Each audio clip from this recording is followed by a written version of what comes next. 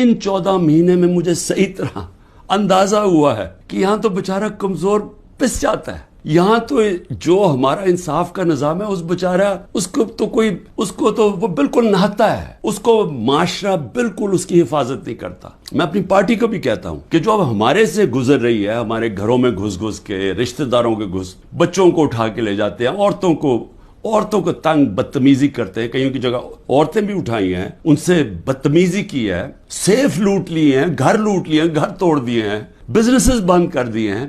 तो ये जो हमारे से हो रहा है ये सारे कमजोर तबके से होता है पाकिस्तान में, जब वो ताकतवर के सामने उसका टाकरा होता है। मेरा जो आज अज़म है वो और स्ट्रांग हुआ है और मजबूत हुआ है कि ये एक जहाद है इंसाफ की। क्यों अल्लाह के पैगंबरों ने सब ने इंसाफ के ऊपर बात की थी? क्योंकि ये इंसानों को आज़ाद करता है। हमारे लोग गुलाम हैं।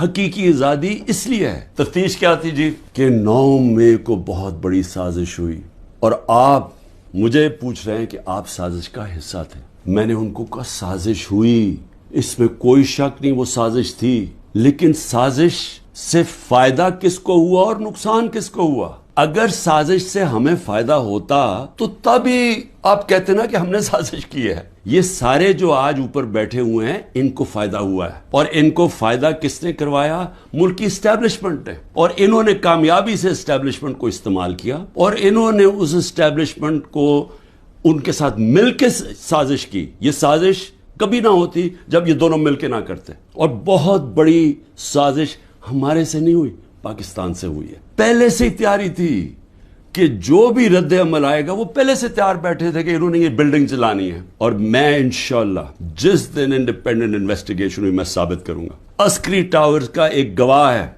और कोई पता नहीं वो वीगो डाला वहां पहुंच जाए और उसको उठा के ले जाए। उसकी पूरी रिकॉर्डिंग है कि वहां क्या हुआ था। वो कोई तहरीक इंसाफ नहीं थी जब अस्करी टावर जलाया गया। और क्या आज आईजी पंजाब जो दंदनाता फिर रहा है, क्या इससे किसी ने नहीं पूछ रहा कि वहां से 2 घंटे लग रहे हैं, वो लोग आ रहे हैं और या प्रोटेस्ट करने के लिए? किसी ने नहीं पूछना उससे कि जनाब आपकी पुलिस किधर थी? सारी जगह तो टेयर गैसिंग कर रहे थे, सारी जगह तो खड़ी थी, इधर क्यों नहीं गई? और किधर गया वो सीसीटीवी कैमरा? क्यों नहीं उसकी फुटेज आई सबके सामने? क्यों नहीं इंडिपेंडेंट इंक्वायरी हुई? कोर कमांडर घर की साजिश थी और इंशाल्लाह ये साजिश आएगी सामने। मुझे कहते जी आपके लोग क्यों गए वहां, कंटोनमेंट में क्यों गए, तो फलानी जगह क्यों गए, आपने पहले से तैयार किया हुआ था। मैंने उनसे पूछा कि जब मुझे कमांडो एक्शन से उठाया जा रहा है वहां, तो किधर जाना था लोगों ने प्रोटेस्ट करने? तो उसकी बातों से मुझे ये लगा कि आपको पुरअमन एहतजाज करने की इजाजत नहीं है कहीं जीएचक्यू के सामने या कंटोनमेंट के सामने। मुझे बताएं आइन में किधर लिखा हुआ है?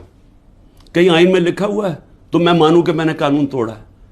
आइन में लिखा हुआ है कि आपका हक है, हर पाकिस्तानी का हक है कि जब नाइंसाफी हो, समझे, नाइंसाफी के खिलाफ आप प्रोटेस्ट कर सकते हैं पुरअमन तौर पे। इसका मतलब कि आपने कहा है कि अगर वो कानून तोड़ें भी तो वो कानून से ऊपर हैं। आप, ये मतलब हो गया ना इसका। मेरे ऊपर एक केस क्या है कि मैंने मुल्क से गद्दारी की। मुल्क से क्या गद्दारी की कि जनरल फैसल नसीर को मैंने कह दिया डर्टी हैरी, और मैंने उसको कहा कि ये जिम्मेदार है मेरे कत्ल का करने की कोशिश पे। उसको कहा जी आपने मुल्क से गद्दारी कर दी, इसको मुल्क से गद्दारी कह रहे हैं। सो इसका मतलब ये कि या तो वो जनरल फैसल नसीर कानून से ऊपर है, या आपने उसको लाइसेंस दिया हुआ है कि वो किसी को कत्ल कर दे। मुझे से वो पहली जेआईटी में पूछते जी खान साहब आपके पास प्रूफ कौन से थे कि ये फैसल नसीर ने करवाया?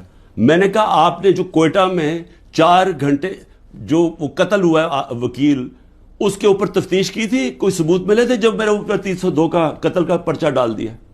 क्या जब जिले शाह जब मरा था तो 3 दिन मेरे ऊपर 302 जब कत्ल का पर्चा लगाया था, आपने तफ्तीश की थी?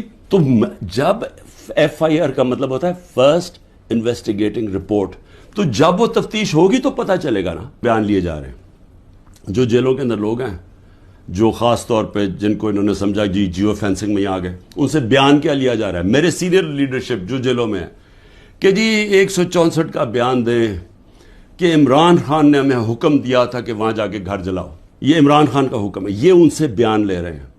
पहले तो कानून के अंदर ये समझ जाएं कि जो वादा माफ गवाह होता है उसको गिरगिट कहते हैं कानून में। गिरगिट का मतलब कि वो रंग बदलता है, वो जिधर होता है जिसके साथ होता है उसी तरह का बन जाता है।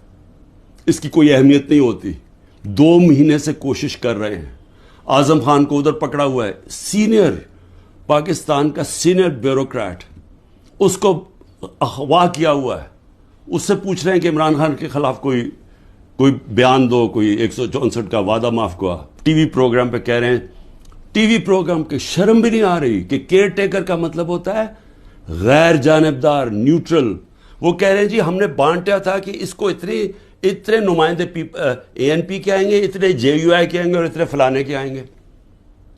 تو یہ تو یعنی اگر ہماری, مجھے افسوس ہے عدالتوں میں بڑا پریشر ہے, لیکن اسی کے اوپر سو موٹو ایکشن لیں کہ کیسے کیئر ٹیکر گورنمنٹ ہو سکتی ہے جو کہ تینوں پارٹیز کی بن گئی ہے. گورنمنٹ منسٹرز کہہ رہے ہیں کہ جی دیکھیں عمران خان کے, اسرائیل نے عمران خان کے لیے سپورٹ کر دیا. میرے بیان صرف یہاں نہیں ہیں, 2 پاکستان میں بھی ہیں اور امریکہ کے اندر جا کے میں نے یہ بیان دیا ہے. یاد رکھیں امریکہ کے اندر سب سے تکڑی لابی اسرائیل کی لابی ہے.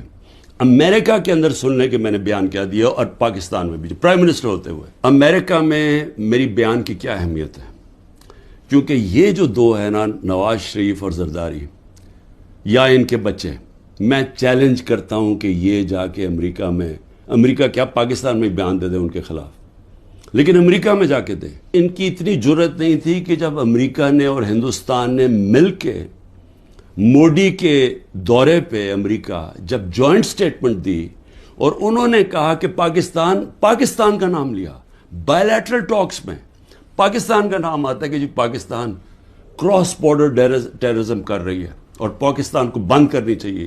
کسی کا بیان نکلا کسی کے منہ سے, کہیں وہ بیٹھا ہوا نواز شریف کہ اس کے منہ سے کوئی آواز نکلی, کہیں زرداری کے منہ سے کوئی آواز نکلی نہیں نکلے گی. کبھی عمران خان نے ایسی حرکت کی کہ امریکنوں کو میسج بھجوایا جائے اپنے ایمبیسڈر حسین حقانی کے ذریعے میمو گیٹ کے اندر, وہ جو میمو گیٹ تھا, امریکنوں کو کہہ رہا ہے کہ ہماری فوج سے ہمیں بچا لو.